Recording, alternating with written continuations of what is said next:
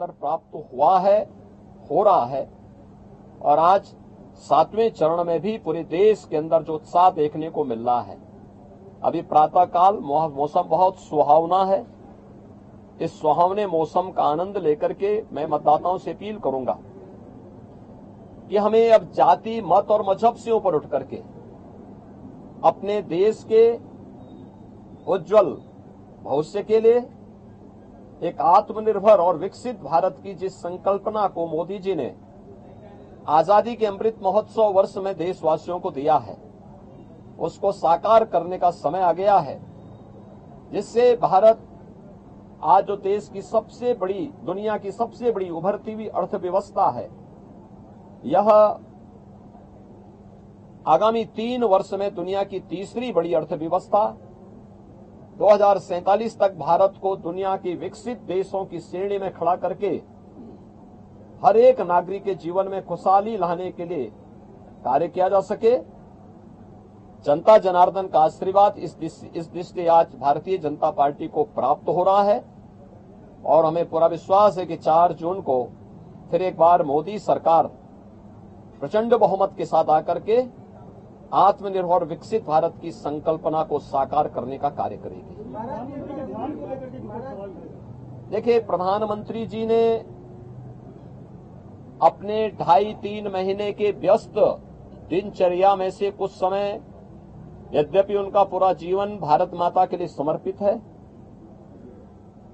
बिना रुके, बिना डिगे, बिना झुके उन्होंने 10 वर्षों से भारत की सेवा की है और देश के हित को सर्वोपरि मानते हुए दुनिया के अंदर भारत का सम्मान बढ़ाया है।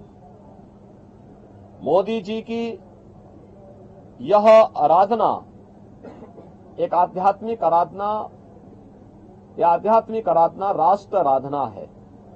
भारत माता के इस चरणों में वह एक आराधना है जो राष्ट्र को समर्पित है, भारत की 140 करोड़ जनता की, जनार्दन की सेवा के लिए, उनके उज्जवल भविष्य के लिए समर्पित है। और ये भारत की परंपरा है। जो लोग भोग में लिप्त हैं, भ्रष्टाचार में लिप्त हैं, अनाचार दुराचार में लिप्त हैं, वे लोग आध्यात्मिक आराधना के महत्व को नहीं समझ सकते। आध्यात्मिक आराधना को समझने के लिए भारत और भारत जैसा मन चाहिए। भारत की सनातन मूल्यों और आदर्शों के प्रति निष्ठा का भाव चाहिए। जिनके मन में भारत के प्रति आस्था का भाव नहीं है, भारत के सनातन मूल्यों और आदर्शों की ध्वजियां उड़ाना जिन्होंने अपने जीवन का उद्देश्य समझ लिया था और जिनके कारनामों से जनता उनको बार बार ठुकराई है, वे लोग मोदी जी के इस ध्यान साधना और इस राष्ट्र आराधना का मखौल भले ही उड़ा सकते हैं, लेकिन जनता जनार्दन अपने नेता के समर्थन में और उनके पूरे कार्यक्रमों के साथ, पूरे समर्पित भाव के साथ जुड़ी हुई है। और जनता जनार्दन का पूरा आशीर्वाद, पूरा स्नेह मोदी जी के साथ में है।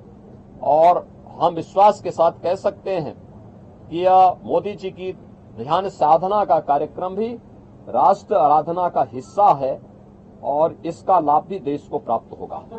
महिलाओं ने ज्यादा मतदान किया महाराष्ट्र, उत्तर प्रदेश में खासतौर पर, बावजूद इससे भी कुछ मतदान कम भी हुआ। देखिए, एक तो गर्मी बहुत ज्यादा है, टेम्परेचर आप में से आप भी जानते हैं कि 50 डिग्री 48 डिग्री का टेम्परेचर कभी हम लोगों ने नहीं देखा, लेकिन है प्रकृति परीक्षा ले रही है और प्रकृति की इस परीक्षा में हम सबको खरा उतरना होगा।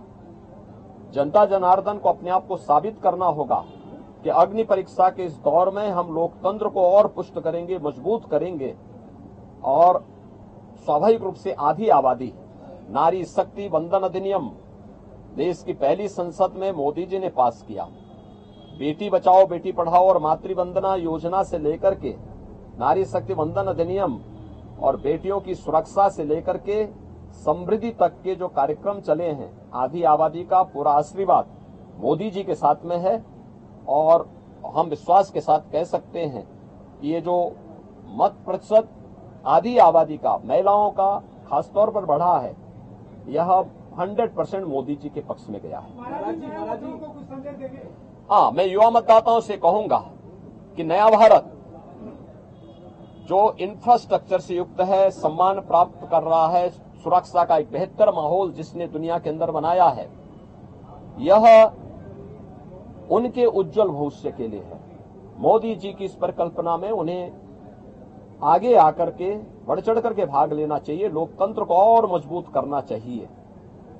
जो लोग अपनी हार से पस्त होकर के गुमराह करने का प्रयास कर रहे हैं, मुझे लगता है कि उनके बहकावे में न आए, मतदान करें।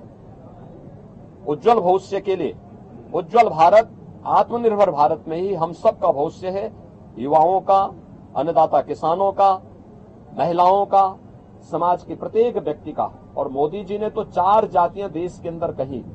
उन्होंने कहा देश के अंदर केवल 4 ही जाति है, उसमें से एक युवा है, एक महिला है, एक गरीब है, एक अन्नदाता है। इन 4 वर्ग को प्रतिनिधित्व करने के लिए मोदी जी ने देश के अंदर जो कार्य किए हैं उसको ध्यान में रखते हुए जनता जनार्दन उनको अपना पूरा आशीर्वाद देगी। धन्यवाद। INDI जो अलायंस है आज वो एक रिव्यू मीटिंग कर रहा है, रिजल्ट आने से पहले आज पूरे दल बैठेंगे और साझा बातचीत करेंगे। ये वे अंतिम बार बैठेंगे, क्योंकि 4 के बाद ये जितने दल हैं उतने उसमें फाड़ होने वाले हैं। दोनों एक दूसरे के ऊपर दोषारोपण करेंगे, एक दूसरे को गाली देंगे। अच्छा है उससे पहले एक बार ठंडाई पी लें, जिससे गाली गलोच कम हो। महाराज जी, अखिलेश यादव ने ट्वीट किया है और कहा है कि वोटर जो है सतर्क रहे, धांधली का आरोप लगाया है। देखिए, दोषारोपण किसी पे तो करना ही है। जिनको प्रदेश में 80 सीटों पर चुनाव लड़ने के लिए वोट जो है कैंडिडेट नहीं मिले, तो आज किसी पे तो लगाना था। ईवीएम पे यानी ईवीएम पे दोषारोपण करते करते थक चुके हैं। अब वह इस प्रकार का आरोप लगा रहे हैं। अरे यही प्रदेश है, लोकतंत्र का ऐसा